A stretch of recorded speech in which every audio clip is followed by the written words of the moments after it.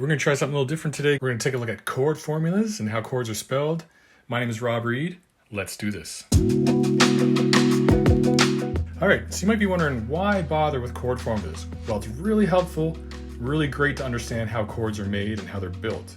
The first reason, you'll know what notes actually make up any chord. So it's really helpful to know what you're playing under your fingers and what the notes are that make up the chord that you're playing.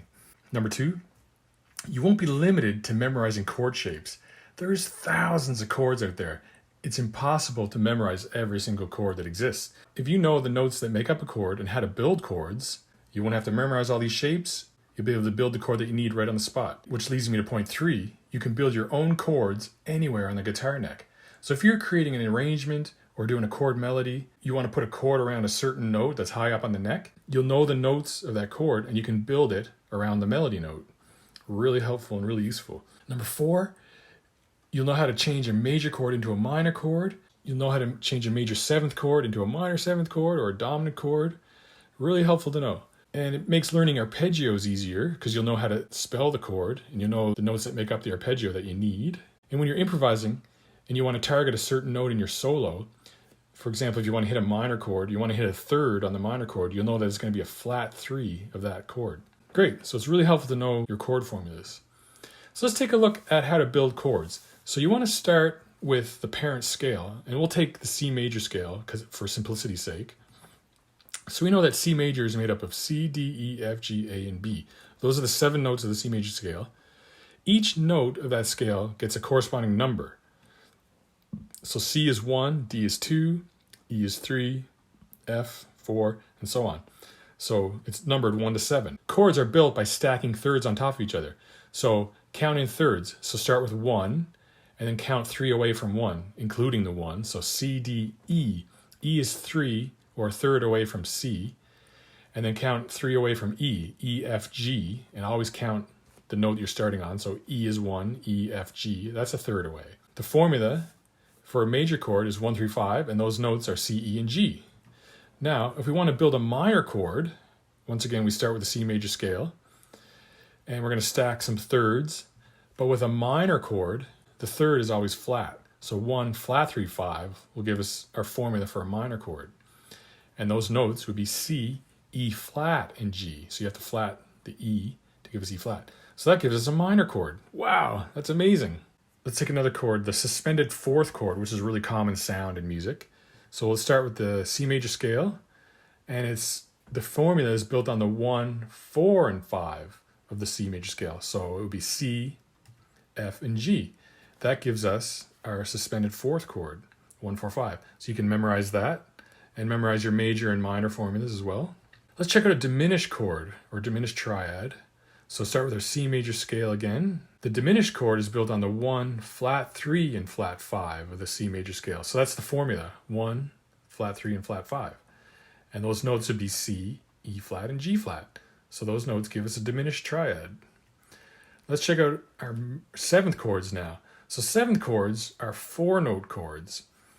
And they're built by stacking thirds again. So start with our C major scale again. If we take 1, 3, 5, like our triad, stack another third on top of that to give you the 7. 1, 3, 5, 7 is the formula for a major 7th chord. So there's our formula, 1, 3, 5, 7. You can memorize that. And the notes would be C, E, G, and B. So let's try our dominant 7th chord. So start with our C major scale again. The formula for a dominant 7th chord is 1, 3, 5, flat 7. So dominant 7 always has a flat 7 note. So you memorize that, and the notes would be C, E, G, and B flat. All right, moving right along. Let's check out our minor 7th chord. Really common chord that you see a lot and really popular in jazz music. So let's start with our C major scale again. So our formula for our minor 7th chord is 1, 3, 5, 7, but this time you're flatting the third and you're flatting the 7. So that's the formula for a minor 7th chord. 1, flat 3, 5, flat 7, and the notes would be C, E flat, G, and B flat. Okay, so let's try a half diminished chord. So this is a common chord in jazz music. So start with our C major scale again. 1, flat 3, flat 5, flat 7. So that's the formula. You can memorize that. And that would give us C, E flat, G flat, and B flat. Moving right along to our diminished 7th chord, another really popular chord in jazz music. Start with our C major scale. Formula is 1, flat 3, flat 5, double flat 7. So that would bring that B down to an A because it's lowered 2 semitones to make up a full tone. So 1, flat 3, 5, double flat 7. The notes would be C, E flat, G flat, B double flat, which would be an A. Okay, moving right along. So major 9th chords are extended chords. So we're moving outside of the octave. So instead of going C, D, E, F, G, A, B, C, we have to add another note outside of the octave to give us our 9th note. So the formula for a major 9th chord would be 1, 3, 5, 7 with an added 9 on top. So the 9 would be the D. So the formula, which you would memorize, would be 1, 3, 5, 7, 9. So C, E, G, B, and D. So dominant 9th chords start with our C major scale again with an extended note outside of the octave to give us our 9. Would be 1, 3, 5, flat 7, 9. So that's the formula, and just memorize that. So it would be C, E, G, B flat, and D. And the D is the 9.